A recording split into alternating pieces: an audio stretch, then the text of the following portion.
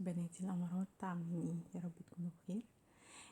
وصفتنا النهاردة بقى وصفة كده شيك وسهلة جدا، ولو عندك أطفال هيحبوها قوي.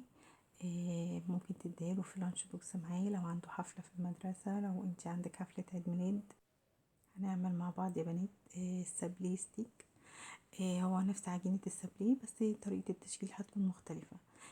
هحتاج هنا كوبايتين من الدقيق متعدد الاستخدامات، والدقيق هحط عليه رشة ملح، وهحتاج نص كوباية من الزبدة بدرجة حرارة المطبخ بس ما تكونش سايحة قوي، وتلت كوباية من السكر البودر الناعم، وكمان هحتاج بيضة ومحطوط عليها فانيليا.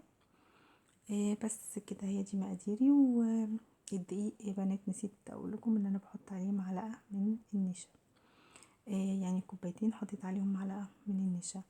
انا هعمله النهارده من غير مضرب، علشان لو بنوته ما عندهاش مضرب او حاجه تعرف انه الموضوع سهل وان احنا نقدر نعمله يعني عادي من غير عجين او من غير مضرب. انا يدوب بس طريت الزبدة بتاعتي، نص كوباية الزبدة طريتها بالسباتولا بمعلقة بأي حاجة تستخدميها.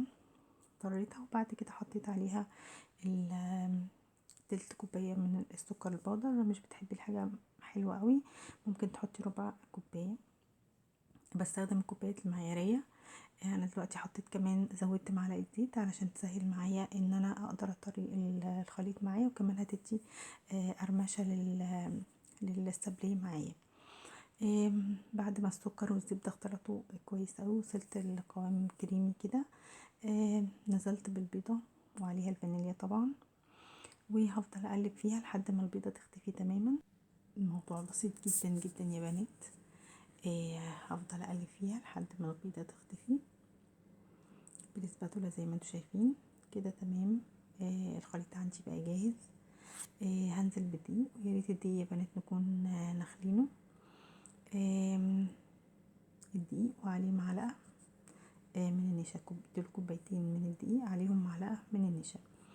طبعا مش هعجن، انا لبست الجوانتي وهستعمل بقى ايدي علشان اقدر ان انا اجمع كده الدقيق مع خليط الزبدة والسكر. طبعا السابليه والبيتي فور واي بسكوتات مش بيبقى فيها عجن خالص. يدوب بس بلم كده الدقيق مع المكونات التانية لحد ما الدقيق يشرب كل خليط الزبدة والسكر.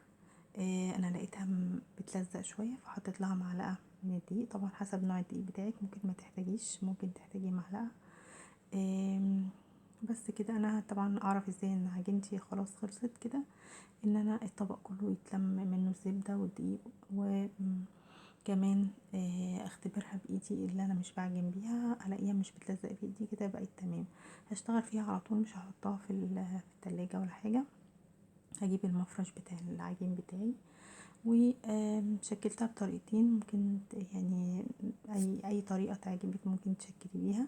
باخد قطعة من العجين ببرمها كده زي ما انتوا شايفين، وبقطعها قطع كده متساوية. حتى لو القطع ما طلعتش معايا متساوية لما بحطها في الصينية بحاول اظبطها بالسكينة.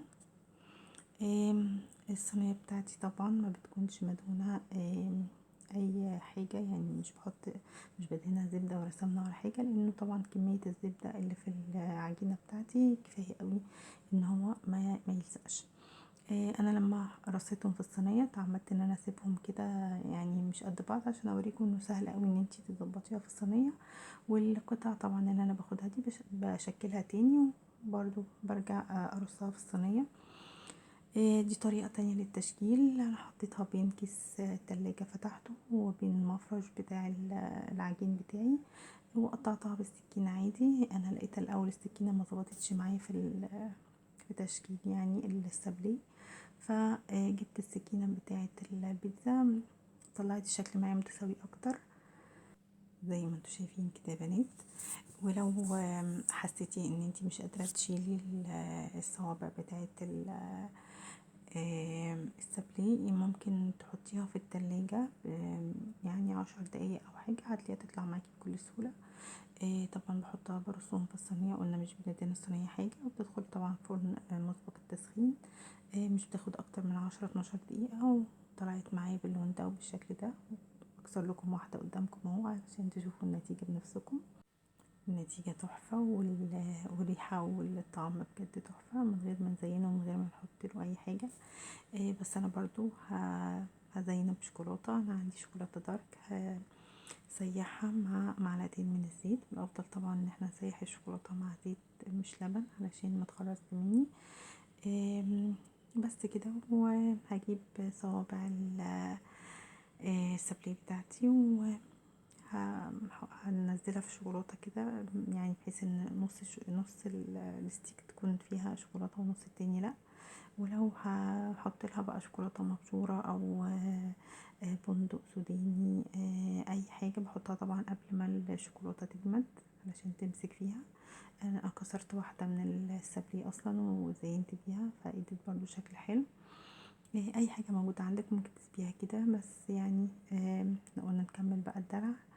وكانت النتيجه دي، وكانت تحفه، وطعمها بجد بجد كان تحفه.